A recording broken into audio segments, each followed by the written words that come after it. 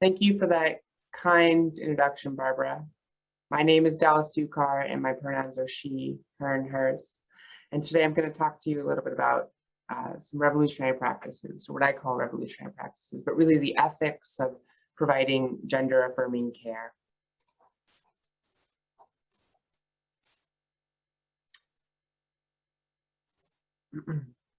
So I want to start by really acknowledging that I have no specific conflicts of interest, but I would like to acknowledge my positionality as a white, non-disabled, transgender woman who's in the privileged position to be a CEO and also a fellow human living through a global pandemic.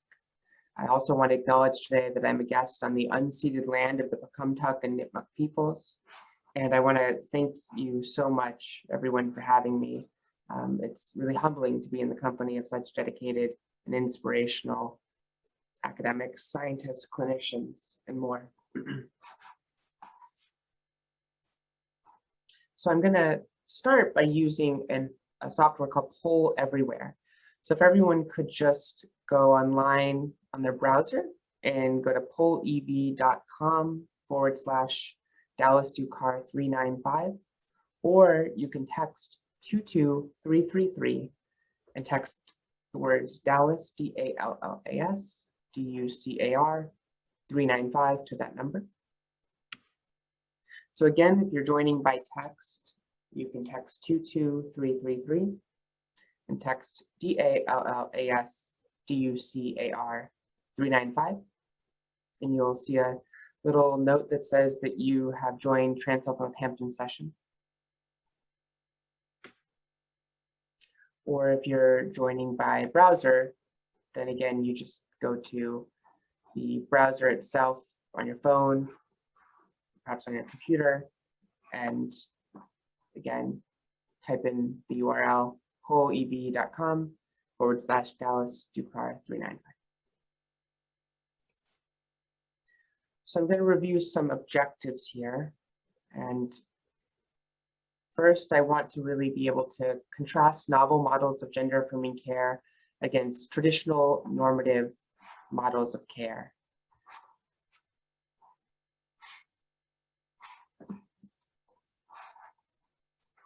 I then want to also illustrate how holistic and inclusive models of care can improve outcomes and reflect biomedical ethical principles with the CMSNE Code of Professional Conduct. And then I would like participants, everyone here, to really reflect on how we provide care and integrate gender-affirming care into our own practices, really learning how to better really respect autonomy and foster beneficence. And I really want us to really be able to look at some of the gaps that exist in care, specifically gaps for disabled people, for people of color, for undocumented people, for incarcerated people, for queer folks, and specifically trans people of color. And when these areas intersect, right? So I am a privileged trans person, but when these areas intersect and when you have a disabled person of color who's trans, these gaps really amplify.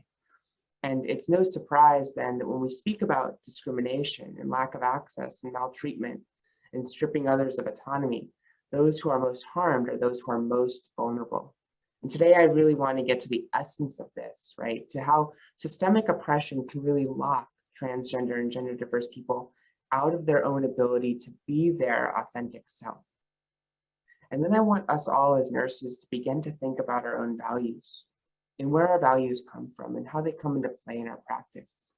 You know, while we all may not practice gender-affirming care here, I believe it's by leaning in to our values that we can begin to see how gender-affirming care is a form of care that we as nurses here can all practice together, that we all can work towards larger systemic change. And then I'd really like to give an example of how we're doing this at Transhealth Northampton, an independent comprehensive healthcare center in Western Massachusetts, and specifically show how, whether it's policy or specific touches, how nurses are really changing the landscape, and we can foster a clinical environment which makes advocacy, research, and education possible. So we at Transhealth really have started to try to create an affirming space for all patients. And I believe we as nurses, as frontline clinicians, have the ability to really create an affirming space.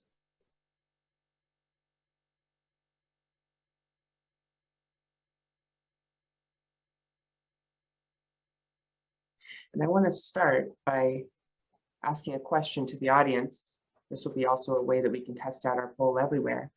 I'm wondering if people could respond with A, B, C, D, E, or F when they first realized their gender. And it looks like poll everywhere is working, so that's great. But when did you first realize your gender? And really think about this. How did you realize your gender? There's a question in the chat about why we're joining that site. That site is to respond to questions like this.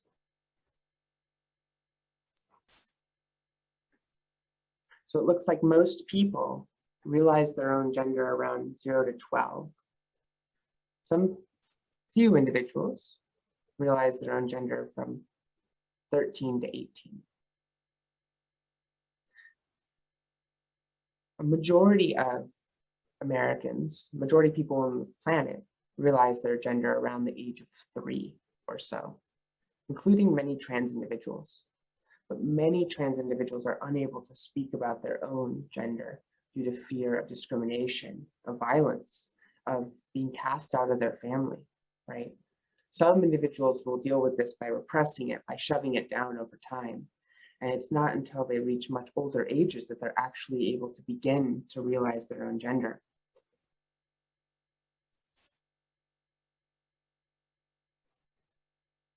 Some of us here are,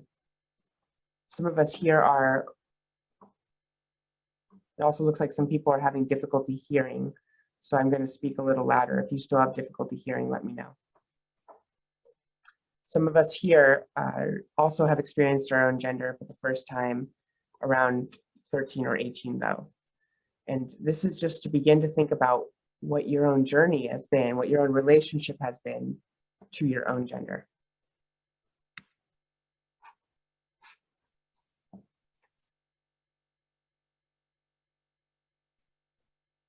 When we look at the gender spectrum, we know that it's much more than just male or female. We know that someone who is transgender is someone whose gender identity and assigned sex at birth do not correspond. Usually this is abbreviated as trans. It means to cross over. Whereas someone who's cisgender is a person whose gender identity and sex assigned at birth do correspond. So perhaps the majority of the people who are responding to this poll, for example, are cisgender. Perhaps a majority of individuals at this conference might be cisgender. And so this is really a chance to begin to learn about what this might be like for someone outside of the traditional cisgender experience or one experience. There's also non-binary, right? So someone whose gender identity falls outside of the traditional binary, right? And these are individuals who might not identify as male or female. We also know that language and pronouns are really crucial to affirming people's identity. And that means not just she, her, or he, him, his, but also really being able to affirm and mirror other people's identity. So we also have other pronouns here, such as sie, zier, zier, sie, zier, ziers, or sie, them, zier. And really the important aspect here is to mirror pronouns, to be able to mirror what someone else says.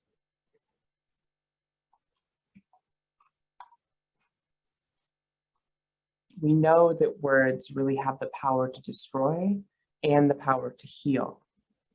And these words, when said, and kind and true, have the power to really be able to change the lives of others, to be able to prevent systemic discrimination, which we'll talk about.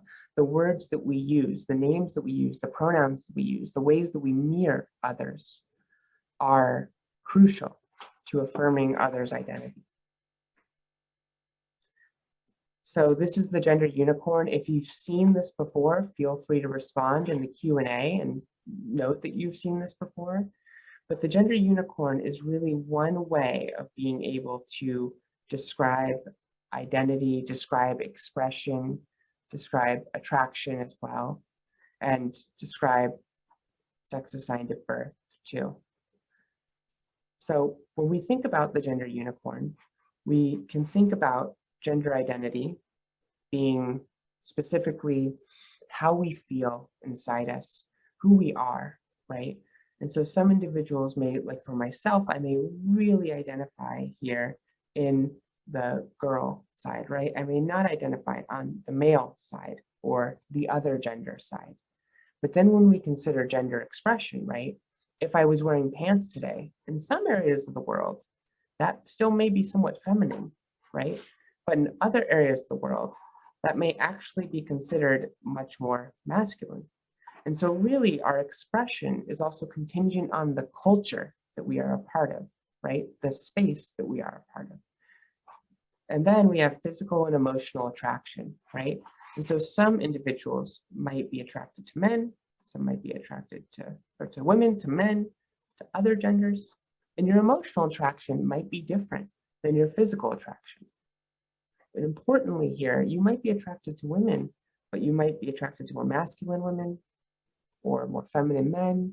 And so there's a huge spectrum here, right? There's a huge spectrum that really has to deal with seeing the whole person. And that's what I want to get at, is at the end of the day, this is nothing more than holistic care. This is what we as nurses pride ourselves on being so good at being able to really see all layers of an individual. And we know that gender diversity exists across all cultures, all spectrums. So you might say, Dallas, this seems difficult. This seems complicated. What does non-binary mean? I've never seen this before. And that might be true. You've never seen this before. But there are many cultures around the world that have celebrated and venerated more than two genders of male and female.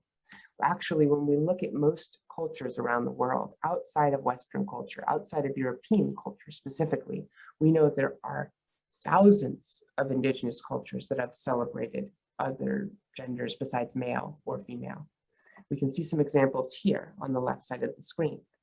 Even in North America, two-spirit culture, especially in the Navajo, can be very, very important and profound. And then when we look at the spectrum of gender diversity, we can really see it categorized into binary and non-binary. And so there might be binary men and women, right? A trans man, a trans woman. Or on the non-binary side, there might be people who are gender fluid, for example, people who are gender queer, neutroi, agender, demi-girl, demi-boy. The important thing here is not to try to remember every single thing. The important thing here is to actually be able to just familiarize yourself with the concept so you can begin to mirror the patient, right? So you can be able to say, you know, I'm aware of this, right? I am someone who, this is not the first time that I'm confronted with this, and I can actually speak to it too.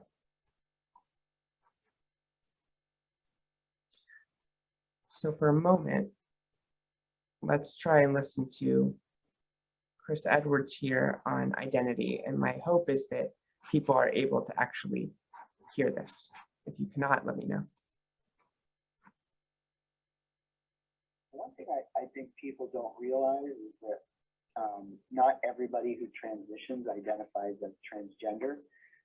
When I began my transition, I really had one long-term goal, and that was not to let it define me. You know, I just wanted to get through it and be the man I always knew myself to be. It took some time, but in the end, I achieved that goal. You know, I'm not my parents' transgender son. I'm their son. My friends don't introduce me as their trans friend Chris, just Chris. I don't consider myself transgender anymore.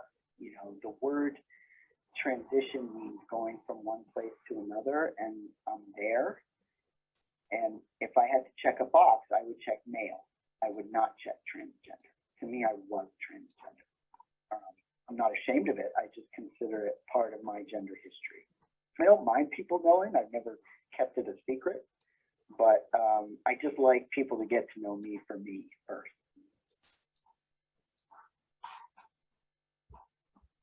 So we see that for Chris, identity is different than just being considered transgender, right?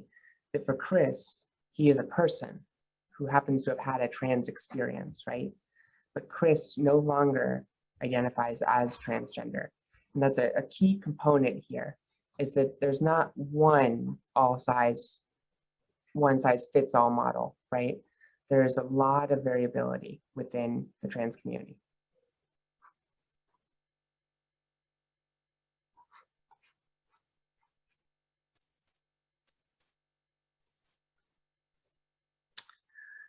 We know that not every gender diverse person will experience gender dysphoria, right? So some people might be familiar with the concept of gender dysphoria. If you are, feel free to say so in the chat.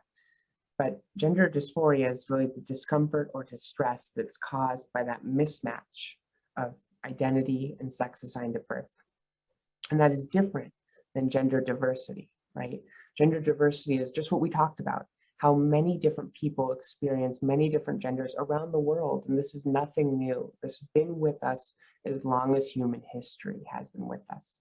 There might be a resurgence of being aware of it due to the media and being aware of more individuals who are trans in positions of power and prominence, speaking with an active voice and an informed voice. But that has not necessarily changed gender diversity. Gender diversity has always been here. Now, some people feel bad about being gender diverse, and that is gender dysphoria. It's that discomfort or distress, but not everyone experiences gender dysphoria. And the more accepting that we create our own society, the more we're able to use words that are healing, that are affirming, the more we are able to then foster gender euphoria rather than gender dysphoria. The ability to really, really have someone feel right in their body based on how we react.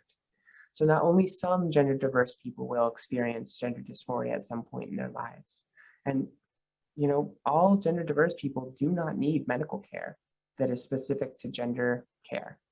All gender diverse folks don't need hormones. All gender diverse folks don't need surgeries, right?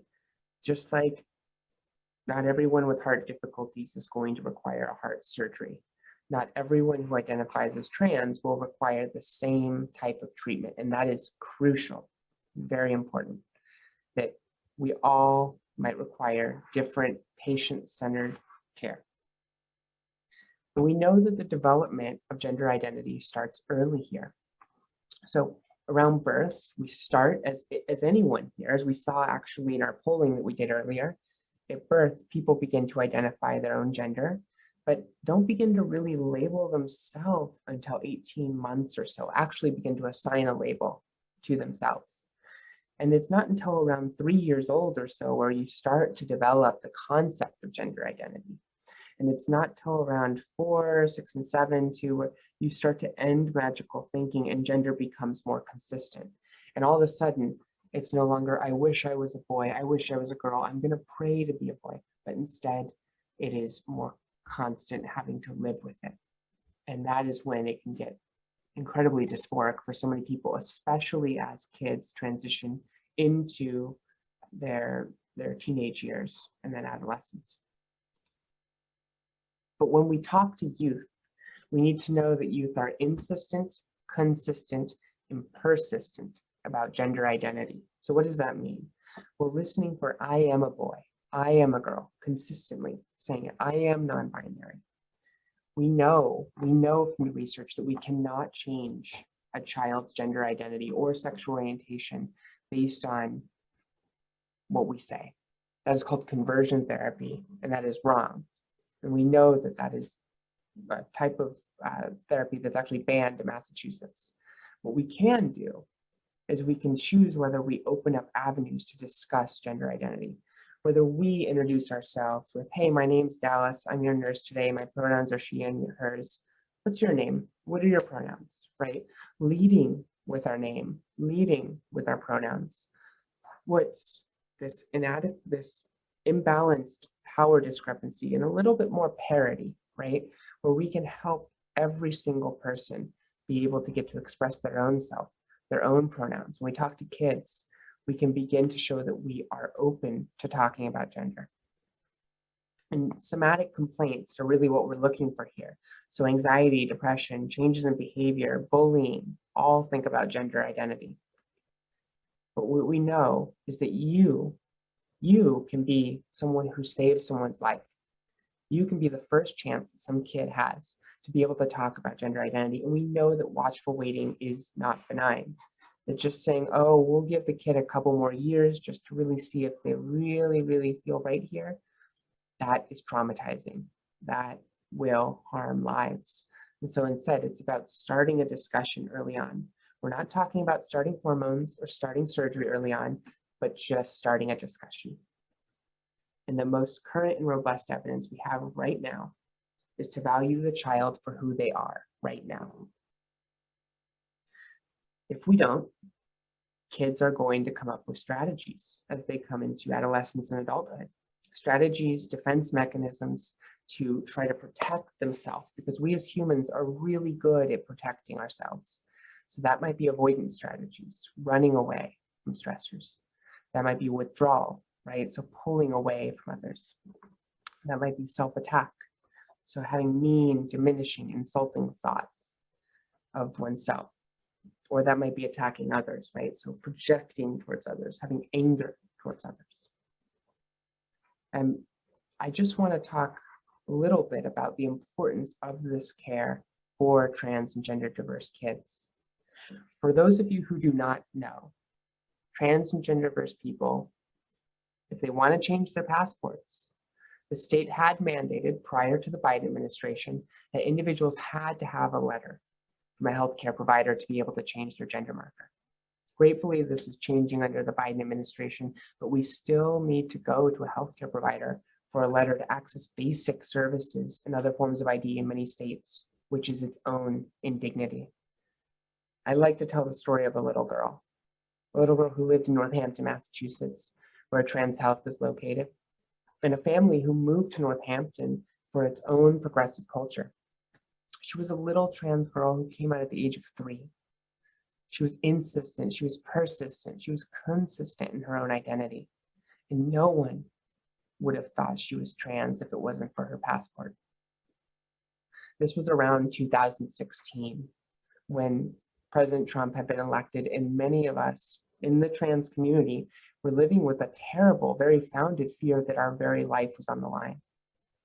Her family took her to a local provider to have her passport changed. And they did this because they were afraid that they would have to leave the country. They were so fearful. After waiting through long lines, after sorting through immense stacks of paperwork, the provider said that they could not write a letter to change her passport because this little girl, who was 6 years old, needed to undergo a medical transition, whatever that even meant. The person was so out of touch and removed from the experience of being trans, the fact that no trans kid at the age of 6 is going through a medical transition, but they were so removed. And they treated trans kids, but they were so removed that they chose not to do the simple act of writing a letter for a passport, something that's not even indicated clinically. She had the power, this provider had the power to alter this kid's life and to provide safety and to affirm this kid, and chose not to. All because she did not use that power in a way that could have been perhaps ethically responsible. So we created Transhealth for this very reason, because providers, because nurses, because clinicians, because administrators were out of touch. We're gatekeeping the identity of a human being, of this child, and so many others. And this was a life or death issue. And when you get trans people in the driver's seat, many different things are possible, as we will soon be able to see. So I just want to take a brief moment just to locate our breath just to begin to feel where we are here in this moment. Some of the stories I might share might be pretty intense. And so I really want people to just be grounded in this moment.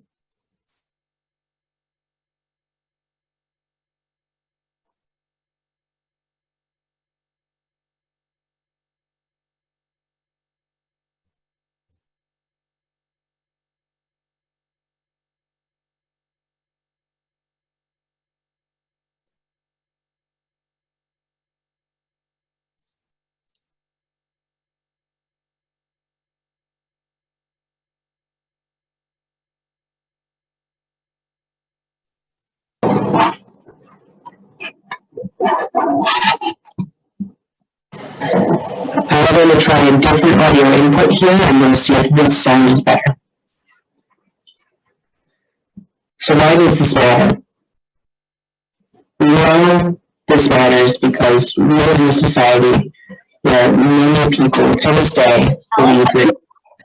Sorry, it's really loud and it's distorted.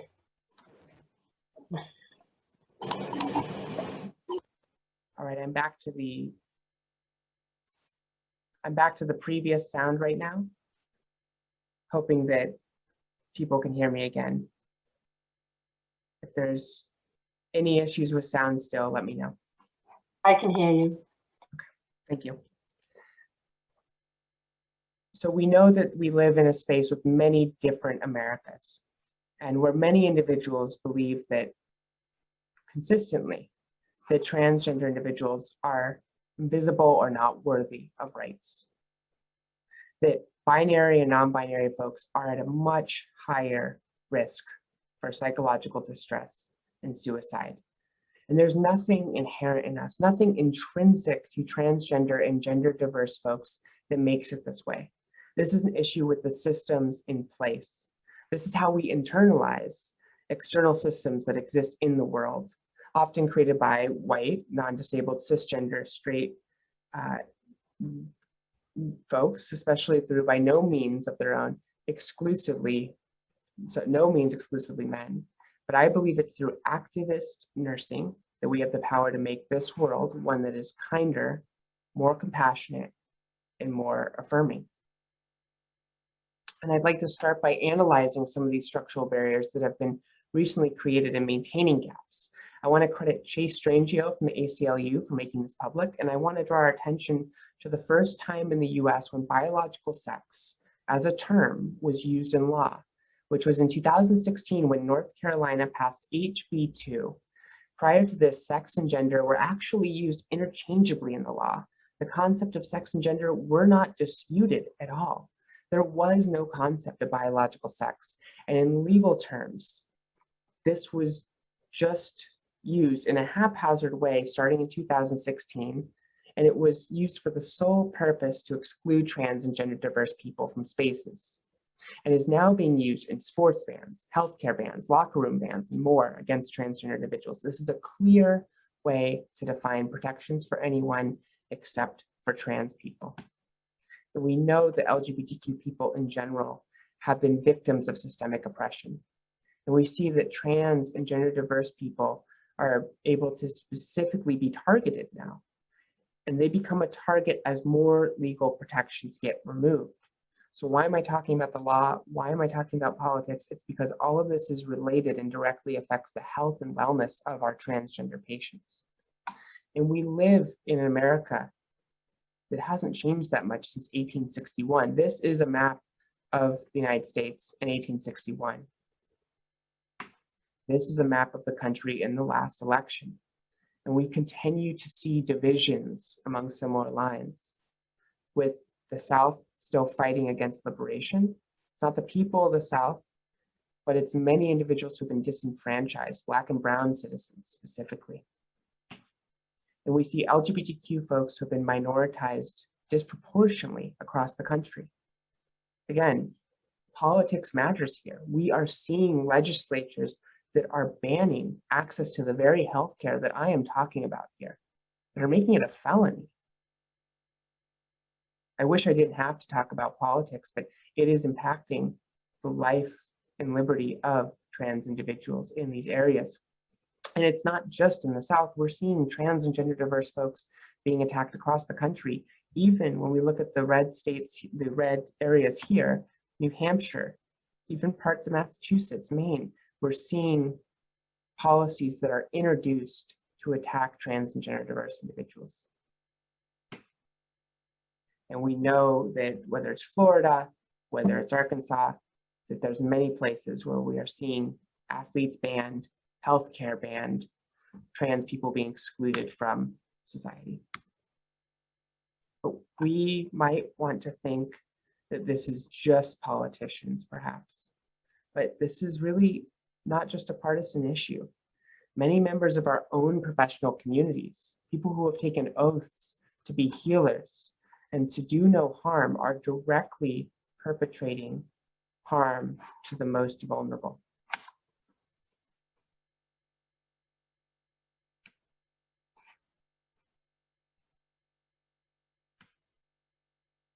Gender intersects every part of our life. And the attacks on trans and gender diverse people seek to erase trans and gender diverse people, to rid us of something that is so essential to our being. Gender is a part of us throughout our lives. It's our ability to be ourselves. If you saw people respond on that poll everywhere, most people in this conference had said that they first encountered their gender identity when they were kids. Think about if you were unable to express your own identity in some way. Think if you relied on healthcare to be yourself and that was banned. Think about all the areas in your life where gender intersects, your relationships, your family, your school, your job.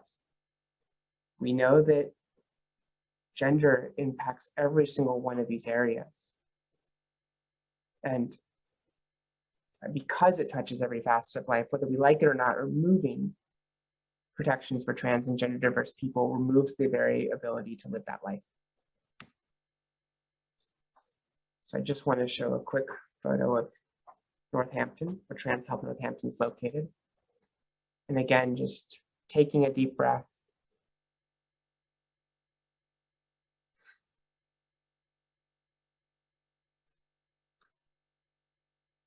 So I would like people to respond here, again on poll everywhere, with what they think of when traveling.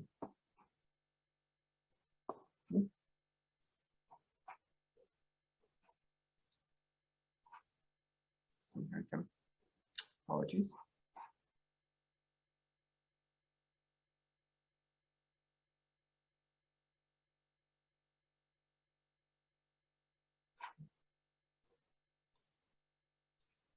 What do you think of when traveling? Experiences, safety, getting away, COVID-19, sad face.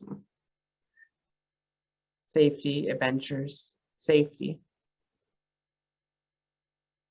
Experiences, travels, adventures, relaxation.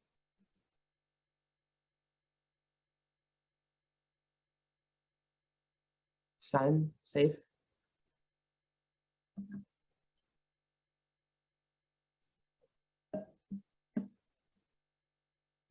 Looks like a good amount of people said relaxation. Good amount of people said safety, experiences, adventures, being safe, some anxiety maybe, some fun. Traveling is one of the ways in which we feel free. And for many people here, they said experiencing new things, adventures, pleasure. But for many people here, safety is so important too. Does anyone know what this is? If you know what this is, feel free to say so in the chat or the Q&A.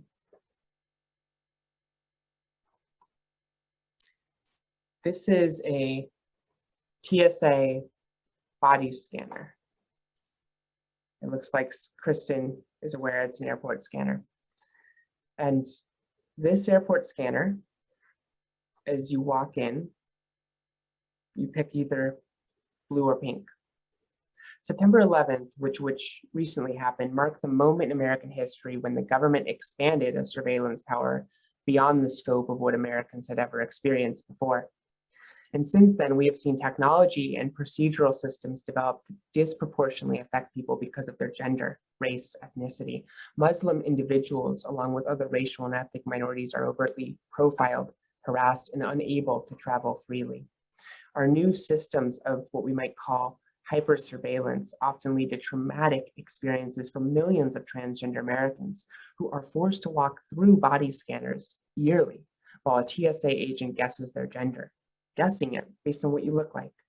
And the agent selects either this pink or this blue button here, followed by a body scan which algorithmically compares two different binary models, one based on a cisgender man with a male genitalia, whatever that means, and without disabilities, and another based on a cisgender woman with breasts and a female genitalia, whatever that means, and without disabilities. And if you don't match up to the model that the federal government has said is the model for a human being, you can expect a grueling and often humiliating and traumatizing ordeal, as one passenger has reported.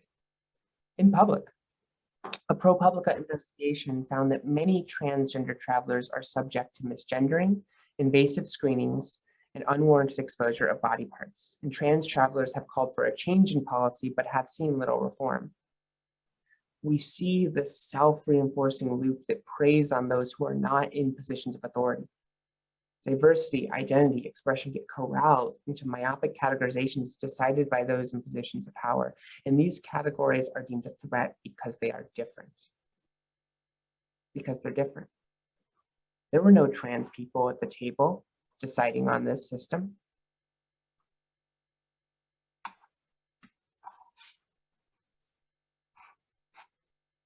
Some people may be familiar with the DSM. Well, for cisgender individuals, hormone replacement or even puberty blockers are easily accessible and have been used to treat precocious puberty, and hormone replacement therapy has been used for numerous endocrinological and cardiovascular conditions. But trans and gender diverse people are burdened with paperwork, with psychiatric assessments, with insurance pre-authorizations. And in some states and clinics, providers still require individuals to present as a certain gender, whatever that means, for a certain amount of time, oftentimes subjecting people to a lot of discrimination and abuse. This is not decided by trans people.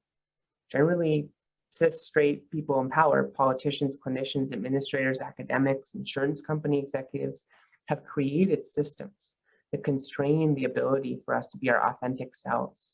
And this intentionally creates gaps in care. So we have to build systems that are dedicated to advancing gender-affirming care, institutions that are inclusive by design, and making healthcare a true space of liberation rather than pathology.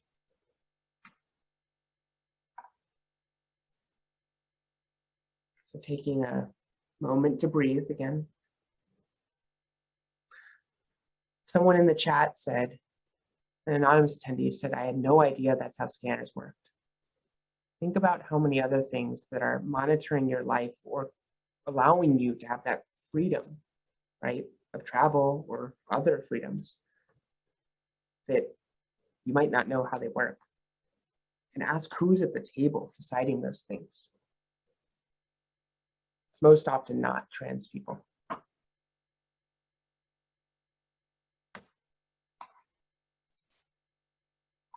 So I'd like to talk a little bit now about nursing values and affirming care. We as nurses tend to speak about values in esoteric ways, but I'd really like people to respond here and talk about some values that really manifest in your clinical practice. What are the values that are really important to you in your own practice?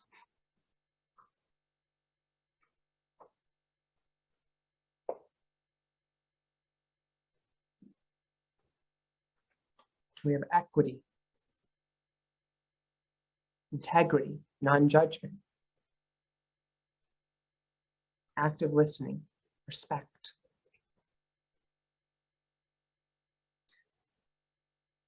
Being person-centric, being empathetic, being inclusive, having access, dignity, fairness, compassion, I see in the chat too.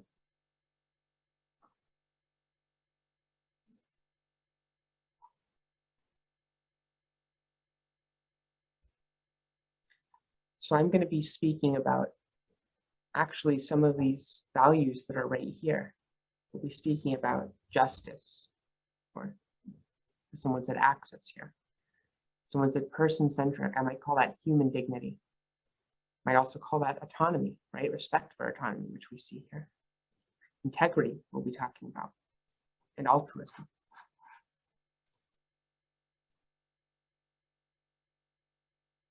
We as nurses tend to speak about values in esoteric ways, generally referencing high-minded academic jargon. And I want to bring these values down to basics and get to practical examples of how these values are essential foundations for gender-affirming care. So when we think about justice, this is how we allocate our resources, how we cut down on wait lists, how we ensure that we not only prevent discrimination, but ensure access. When we talk about human dignity, nurses pride themselves on being holistic, right? That gender unicorn that we talked about. And with this, there is a commitment to ensuring patients are referred to and affirming names with the right name, the right pronouns, in the right way. It's not just striving to be gender neutral. Every utterance, every action is an opportunity to affirm an essential humanity. In terms of autonomy, every single clinical space needs to be operating on an informed consent model, full stop. Trans people should be the only ones who decide what happens to their bodies. No provider, no one else. This is trans people. Now we can inform trans people about how to best care for their bodies, but we should not be stopping trans people from getting life-saving care just because someone in a position of power decides that's the case. This also includes the autonomy for trans people not to rely on the healthcare industrial complex for affirmation either. In terms of integrity, we want to stand up for our patients, right? This means when a provider's office misnames or mispronouns someone outside the bounds of where someone hears them, call them. This is life-saving. This means standing up for our patients. This also means how we stand up for our colleagues as allies and how we ask consent for how people wish to be referred to. And then there's altruism, how we create safe spaces where people can show up for the sake of showing up, where we can be our fullest selves and we can do the right thing because it's the right thing. So when we think about justice, we know that those who are discriminated against are the most vulnerable. It's not just enough to provide services. It's not just enough to create a safe space. We have a duty to fight injustice. Data from Massachusetts here shows that 1/5 of respondents postponed or didn't receive health care because of perceived past discrimination, and 28% of respondents have not seen a provider in the past year, whereas 29% had to teach their provider about trans health issues. We know that patient outcomes rely on trust first and foremost, and a lack of trust increases morbidity and mortality. The right care does not just mean treating, does not just mean prevention, it means affirmation. If you are less likely to be cared for, to be seen in primary care, you are less likely to show up to urgent care. The morbidity, the mortality increases, and then you are much more likely to show up when it's too late, when it could have been handled a long time ago. And that means using justly the right allocation of resources, the right name, the right pronouns, the right actions at the very, very beginning, at the first encounter. Now, this is data from 2014, but this is data from 2021, from this August. And we see that more recent reporting from the Center for American Progress has shown that it hasn't gotten better. That nearly half of trans respondents, including 68% of trans people of color, reported discrimination. And more than half of trans respondents, including 60% of trans respondents of color, reported postponing or avoiding necessary medical care. And 46% of trans respondents, including 56% of trans respondents of colors, reported having a health insurer deny them gender-affirming care. The cycle of discrimination continues, and discrimination in one setting will mean discrimination in another setting. When we allow for healthcare discrimination to exist, we exacerbate other areas of discrimination. This healthcare discrimination, if you're not able to get access to hormones, if you're in a state where people can deny you care, If you're in a state where you're not able to receive care, then you might also be in a state where you don't have housing protections for being trans. You may not be able to stop yourself from being read as trans. And that might lead to discrimination, employment discrimination, self-expression discrimination.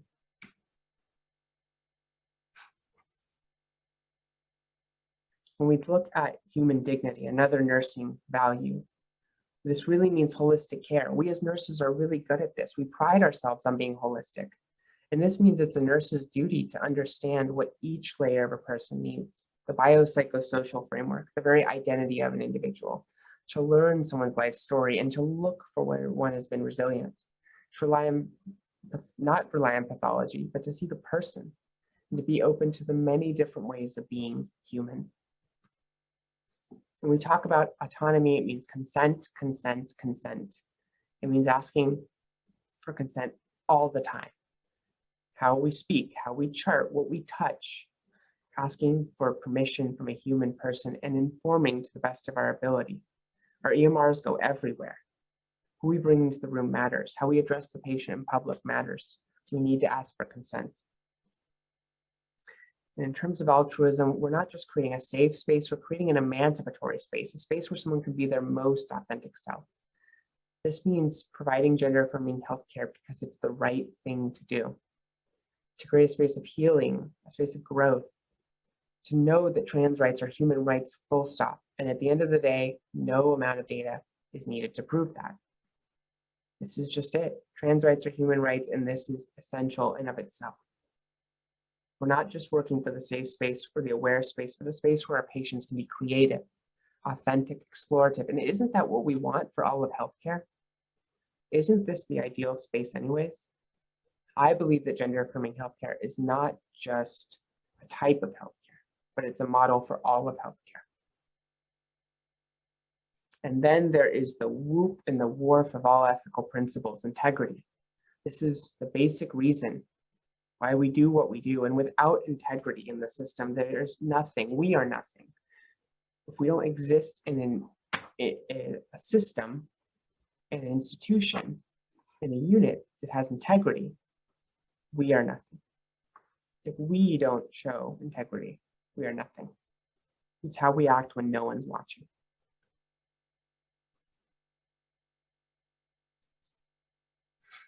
So just taking a deep breath for a moment. Just focusing on the breath.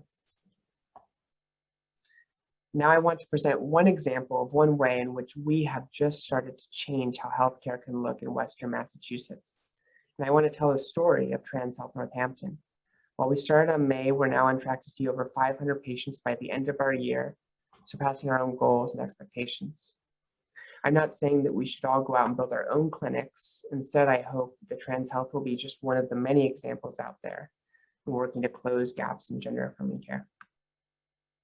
And I want to acknowledge the many others: Whitman Walker, the Knights and Orchid Society, Fenway Health, Callan Lord, Chase Brexton, National Black Justice Coalition, and so many others who've been expanding gender-affirming care through activism, advocacy, and so much more. So Transhealth Northampton is situated in Northampton, Massachusetts, and we started to build it based out of a needs assessment, a one-year needs assessment with data based on the behavioral risk factor surveillance system and the US Census. And honestly, the true number of trans and gender diverse folks in this catchment area is likely much, much higher. But you can see here, at least in the western side of the state, around 10,000 trans folks. Then across the state overall, around 30,000 trans folks. People move to Massachusetts because it is an affirming space, because we have some of the most progressive laws that take care of trans and gender diverse folks. When we asked focus groups about what people were really looking for in terms of care, we learned that there's no one-size-fits-all model. That someone's experience as a Black LGBT person is going to be different than someone who's white. This means that providing equitable healthcare means individualized care. It means relying on nursing values of human dignity and being holistic and drawing on justice and ensuring that that care that is provided is accessible and is affordable. We also want to access care, right? And so this means making it so folks don't have to take a guaranteed day off in order to receive any type of health care. Drawing on justice, again, this means being able to create a space for people to have access to care.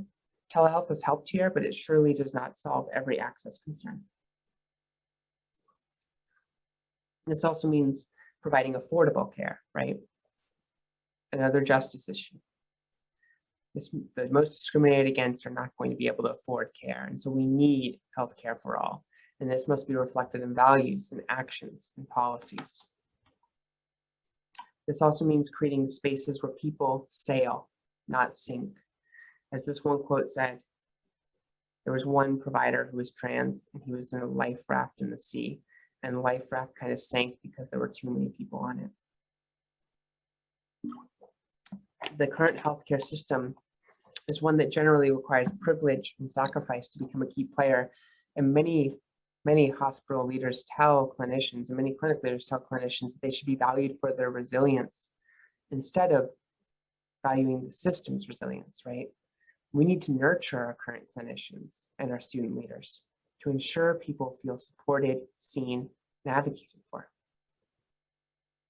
This also means working with community partners, right? There's still a lot of isolation. And so we really wanted to really build capacity. Gender affirming is a word that goes around a lot. What does it really mean to be gender affirming? There's no credentialing for this. It just means holding ourselves accountable, creating networks where others are held accountable too. And then this also means hiring staff that are representative of different communities that are served. So really creating a system that empowers and is inclusive of all voices at the table, especially those who've been locked out and marginalized. Instead of fighting against a system, I believe it's time to create a new space that understands that trans rights are human rights, period. But we can't have any of this. We can't have the advocacy, the research, the education, any of it without the trust of the community. And that means providing good clinical care. And that's why we're here today, right? To learn about the good clinical care that we all can provide. So we all can create a culture of trust. So we all can really do that service recovery that allows trans and gender diverse folks to have trust in the healthcare system once again. This also means for us, we want to hire staff that are representative of the community, so that when folks come in, they know that trans people can thrive. And this concept of gender affirmation touches on a lot of things here: hormones, surgery, social support, sexual health, voice therapy, reproductive health, but also a lot of things outside the bubble too. The first time that my grandmother ever bought me a dress, that was one of the most gender affirming moments I ever experienced, and that was not captured in a clinical visit. There's so much outside of the world of healthcare that is also in the process of gender affirmation. So going really back to our team, well, first taking a deep breath.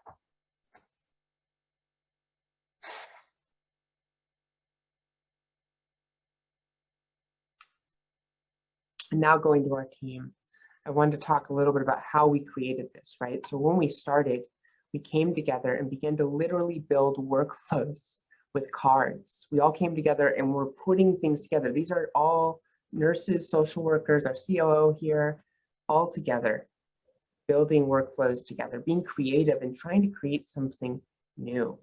And this eventually turned into actual workflows that we put into a system that every single person was able to touch on, that every single person was able to help build. Where we were in primary care, for example, being able to think about accessibility, right? About checklists that we want, about bus routes, about language interpreters, about ASL languages. And then also really then thinking about how we triage things, right? When does the nurse care coordinator step in? Where are the barriers? How do we troubleshoot?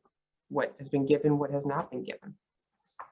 And then thinking about our possibilities for the future. How do we get good feedback? How do we then make sure that we follow up with patients? How do we follow up with any specific needs, right? How do we really provide good care before the person comes in, through it, while as they come in, and after they come in? This is an example of an interdisciplinary visit. So as we started Transhealth Northampton, we really wanted to give patients the option of meeting a whole team together. And so at one point, our pediatrician, our psychiatric nurse practitioner, and our social worker all met together for an interdisciplinary visit for a little kid who was coming back from camp and had some, what seemed to be a tic disorder. And our pediatrician was thinking about, it might be an immunological thing, it might be maybe something related to Lyme, you know, and he had these behavioral tics, and our nurse practitioner, psychiatric nurse practitioner, was thinking about maybe some, you know, psychoneuroimmunological component, possibly a brain-based thing, was thinking about potential for different meds. And then our therapist is thinking, wow, there must have been so much anxiety coming out as trans at camp for the first time for this little kid. And perhaps these tics are related to anxiety. And so they all work together based on those workflows to begin to then solve this problem and hear from each other. And that's what's beautiful here, is that everyone was able to come together from soup to nuts and be able to provide gender-affirming care. This is our nurse, Aaron, and I'd like to, for a moment, just listen to his story. My name's Aaron. My pronouns are he, him, his, and I'm the ambulatory nurse. I do everything the registered nurse does: rooming patients, vitals, history.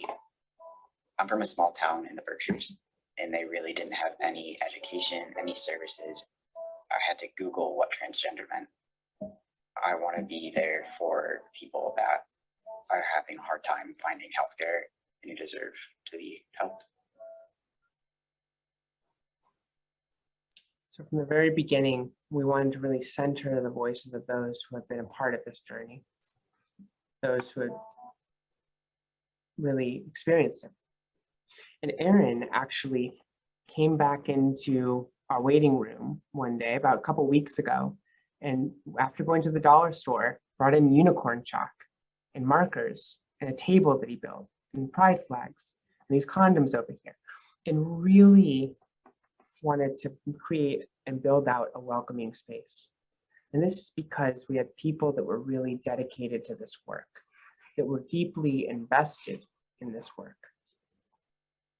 We wanted to create a space that did not feel sterile or clinical. It really felt like a home for so many. We wanted to create a space where we could be creative, where we could think about how we could affirm each other, turn the trauma of the world for many, and to turn it into a space of resilience and hope and euphoria.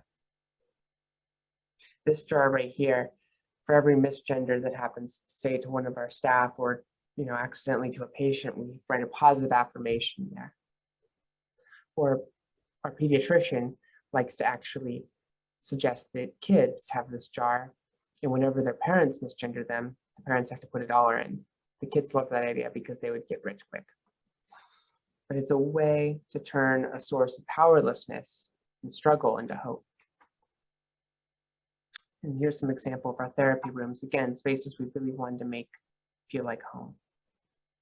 In our community room, where we're beginning to offer makeup classes and weightlifting classes and tax preparation classes and all sorts of things that can really expand the bounds of gender-affirming care. This is just another example of our nursing room. So how do we foster an active and engaged clinical practice at Transhealth? We have a strong base layer of values to really drive our organization. We have startup days, 4 hours a week, each week, that are really spent on collaborative problem solving. Community time, again, another 4 hours really dedicated to new ideas, new momentum, really thinking about how we interface with the community and work with the community. Paid time to engage with local partners at places like Pride, for example, or other spaces, other community events. Everyone practices at the top of their license. The nurses, MAs, nurse practitioners. Nurse practitioners were the first ones in the area now to be paneled as primary care providers, which is completely new. And a lot of us are coming from spaces where we really have experienced harm from others, where we were the only ones fighting for this. And so we really try to take time to ensure that we do not re-traumatize each other, but we really try to then take the time to be able to work with each other, to learn that there's no enemies here, that we're all doing this together. And then also have transparency in the budget. So every quarter we come together as a team and are really speaking about where we are in the budget, where we're investing our resources, right? Our principles of justice, and are really trying to be as transparent as possible. And a good dose of humor, too, is always necessary. And it's through good clinical trust and care that we then allow for advocacy, research, education, right? To build and assess our context, to build those partners, to then intervene in a way that really makes sense, and to have sustained partnerships, empowerment with the community, shared power relations, meaningful research productivity, individual agency and capacity, and eventually in the long term working for community empowerment, for social justice and health and well-being. But it starts with comprehensive clinical care. It starts with these nursing values that shine through our clinical care. And then continues with in-depth education, intentional advocacy, and then innovative research, all sustained and held together through community partnerships. So just again, taking a deep breath.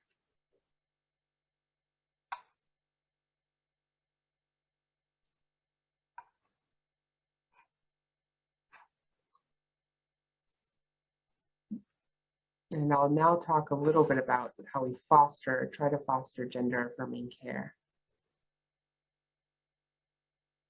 I want to listen to Alex for a moment on transitioning.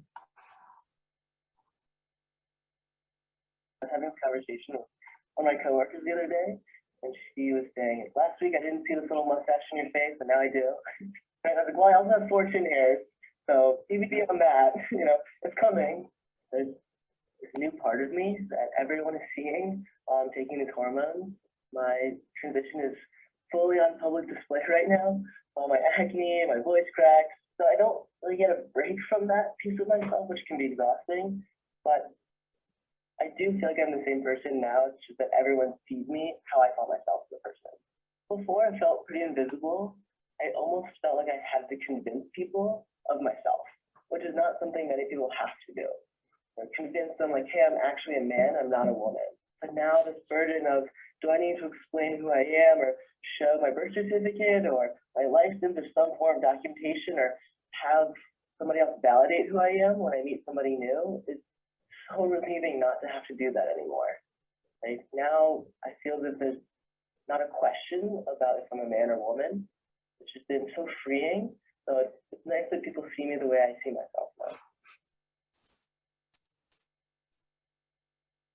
So we know that the suicide risk amongst trans people is incredibly high, but we also know that this decreases dramatically with support. That 40% or more of trans people will attempt suicide, but it's 82% less likely with support. And it's 13 times more likely with unsupportive families. So this starts with very basic support and affirmation and really creating an affirming healthcare environment. And we know that trans people are 2 times more likely to think about and attempt suicide than other lesbian, gay, or bi people. And we know that support for youth can be especially life-saving, where when you have the blue area here with support, many more people report higher life satisfaction, self-esteem, good mental health, 0% reporting difficulties with houselessness, 23% suffering depression versus 75%, and 4% attempting suicide versus 57%. Support is so life-saving. But when we're working with adults, and again, it comes back to support, valuing that person's right to self-identify, meeting their sexuality and gender with equanimity, with respect, and really beginning to have somewhat of a broad understanding of the concepts and the issues involved, right? And working with children, role-playing, moving around, perhaps drawing on the floor, looking at family pictures, telling stories, beginning to really get an understanding of what their inner life is like. Role plays can be very helpful in this area, but really looking for adamant desires to be the other gender, to stress and the assigned gender, persistence over time, body experiences of dysphoria, connections to others in a community. And when working with the whole family, we really want to get in parental engagement. That's why we at Transhealth see trans folks and their families, because the therapeutic alliance is so important. Patients, parents are decision makers when it comes to kids. You know, we might want some type of detailed account of their development, and psychoeducation can be extremely important. But really, treatment planning involves assessing the entire family. Who's in a crisis here? The kids or the parents? Parents may feel really helpless in these spaces, and they can experience tremendous joy when able to then see the impact they have on their child. Triangulation can be most intense here too when a child's gender aligns with the accepting parent. So it's really important when working with the whole family to be aware of this. There's a lot here, but really what to focus on is that there's 3 main steps here: listening, responding with compassion, and paying attention. We are not the ones who will decide if someone feels safe. They will decide. We know identity will not always match definitions, so never assume, always be aware of bias. You know, we really are working towards comprehensive services that are honest, that are authentic, that are curious, that are a space where we can affirm humanity, despite gender identity, despite gender orientation, sexual orientation, and allow patients to really show up and be the true self. So what might you need to know? It's to listen, to respond with compassion, to pay attention to each patient. Just know as you walk away from here today that identity is not always going to match definitions, even for those people whose identities do fit. The terms might be too rigid. So following their lead, always ask, don't assume. Practice this with yourself, practice this with your friends. Patients will pick up on discomfort. So you practice using they, them pronouns. Practice questioning your own gender identity. Ask yourself how you know of your own gender identity. Practice responding with compassion. And if you make a mistake, move on. We're all human. We all make mistakes. Acknowledge it, apologize, and move on. So how we might want to respond here, really breaking this out to basics. Mistakes will happen. Acknowledge, apologize, move on, and be mindful. Don't deny it happened, over apologize, dwell on it, or repeat it.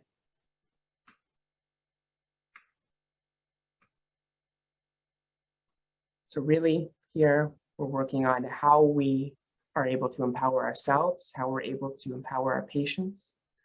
This means removing burnout from our vocabulary and instead focusing on how we are able to be more empowered in our environment, to contribute to the environment, whether it's through our actions, our words, leading by example, and really leading through our nursing values here, and providing a foundation for gender-affirming care and justice, autonomy, human dignity, altruism.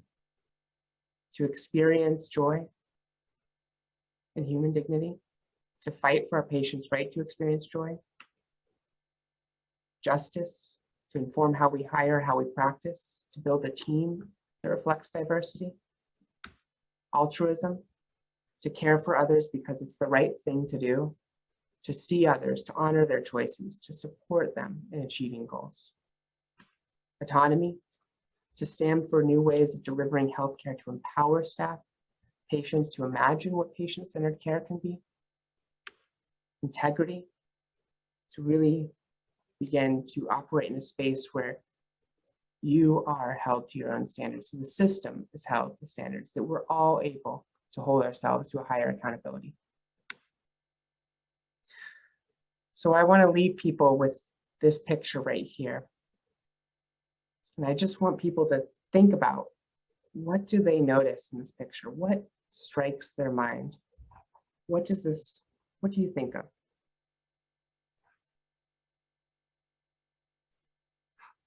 And while we don't have enough time to perhaps really respond here, many individuals might have said helping, or opportunity, or solely, or survival, or triumph. I see people who are not in first class underwater. I see those who cannot afford the best in a dire life or death situation, and this isn't how it should be or can be. but it starts by living our own values and working for systemic change. I cannot pretend to know all the answers here, but I can begin to imagine the ways with you and how it can be different. When trans and gender diverse folks are believed, and when spaces like Transhealth Northampton are no longer necessary, when all people can simply be. I believe we have the power to change healthcare as nurses, and I wouldn't be speaking here today if I didn't believe it. I believe we have the power to make that change, and it starts not only by living our own values, but by holding nursing as a profession to its values, to shape a healthcare system around our values. We're the strongest, most trusted, and most populous workforce, and it's time for that change. We have the power to create space that allows for reflection, community, and growth, and thereby allows us to do what we do best, which is to nurse our patients. So I really want to leave you with one last question, which is, how do we foster a moral imagination to actualize a vision for the future? How do we truly show up in our most authentic selves and envision the world that we know is possible? I believe that gender-affirming care offers a model for all of healthcare. I believe it's a profound expression of patient-centered care, and one that's based on the human story, and one that has been shaped by an active, informed, and vocal patient population that has had to learn out of necessity to demand rights, to be seen, and to be cared for. And I believe it's time that our trans, gender diverse, non-binary, queer communities and the intersections of these communities show what healthcare can be and truly close those gaps. So thank you very much for your time, and I'll field any questions that we have time for. Thank you. Thank you, Dallas. There is only one question. You did such a great job, I think, explaining your vision and answered so many questions that people had, I'm sure. But there is one in the chat box that is from Marion, and how is Transhealth funded? So we are funded by a private donor who has been working to expand gender-affirming care in this area for a very long time. And we are very lucky to be able to have that private funding to start. Over time, we are really working towards a full sufficiency model, and we are doing that through primary care, mental health reimbursement. We do accept all insurances. We're also working towards expanding to provide care across New England, not just Massachusetts. So this is just the start of it, but we are very grateful to be donor funded. Great. We have 1 minute left. I don't know if anybody has any other questions or answers. I know I have a comment because big part of my job, as Dallas knows, I came to know her through the pediatric care management department that I work with, and everything she said about the teenagers and adolescents is just so true. And supporting them and with what they're dealing with, and really can make a difference, getting them connected to the right gender affirming community and just help them get their questions answered and be supported has been amazing. My team continues to do that work. We get referrals at least 3 times a week from pediatricians to help their youth struggling with their gender affirmation. So thank you for what you do. Is there another question in here? As a nurse working with the military transgender population, I'd like to thank you for remarking on the political aspect of this. It has greatly impacted the care we can support and provide, and has been a big impact these last few years. I think the question got answered very quickly and it disappeared from my view. Anyways, thank you, Dallas, for your very informative and thought-provoking presentation, and for your support of the conference, and especially for reminding all of us to breathe. Thank you.